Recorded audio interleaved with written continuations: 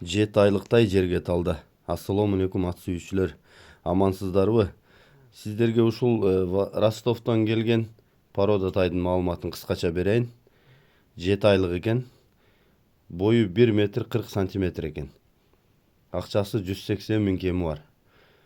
Тайдын турган дереги азыр Жергетал айылында.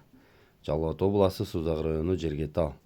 WhatsApp номерлерге кайрылаштар. Эси Россияда экен. Калган маалыматты эсинен алсаңыздар болот.